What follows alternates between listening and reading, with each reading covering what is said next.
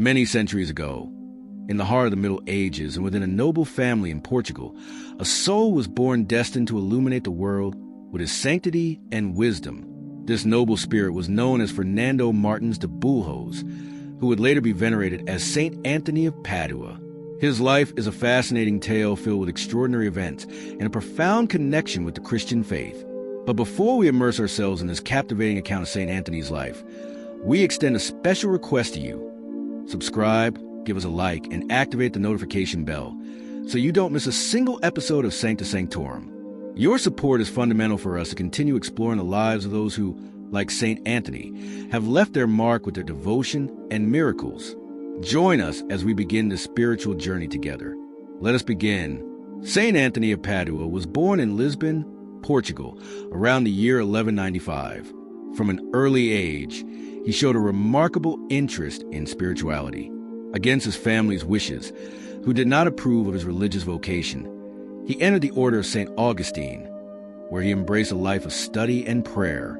However, destiny had other plans reserved for him.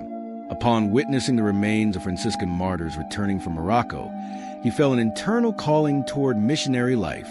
St. Anthony joined the Franciscans, eager to carry Christ's message to distant lands. His first mission took him to Morocco, but unfortunately, a serious illness forced him to undertake a premature return to Europe. On his way back, a strong storm diverted his ship toward the coast of Sicily, where his association with the lands of Italy began. He settled in the city of Padua. In this city, St. Anthony emerged as a passionate and erudite preacher. His sermons moved multitudes, and his ability to explain the Christian faith in an accessible manner made him beloved by all, from scholars to peasants. His eloquence was such that it earned him the title Hammer of Heretics, as he did not hesitate to confront heresy and defend Christian truth. Such was his fame that his teachings reached the ears of Pope Gregory IX himself, who came to call him Ark of the Testament, admiring his manner of preaching.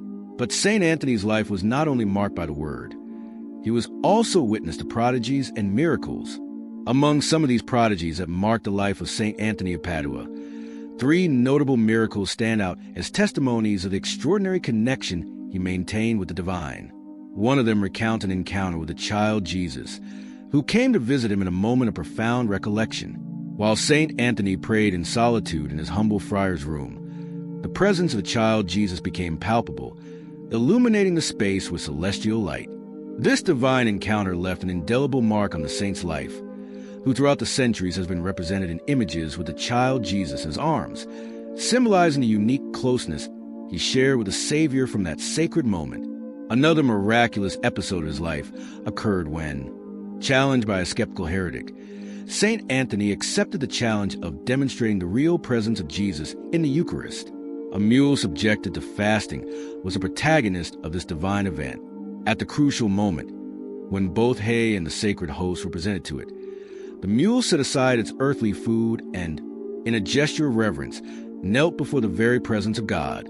This prodigy left the multitude astonished, confirming the truth that St. Anthony defended with courage. On another occasion, the saint's spiritual magnetism attracted crowds so large that the church could not contain all the devotees. They decided to carry out the preaching in the open air, but a threatening storm darkened the sky.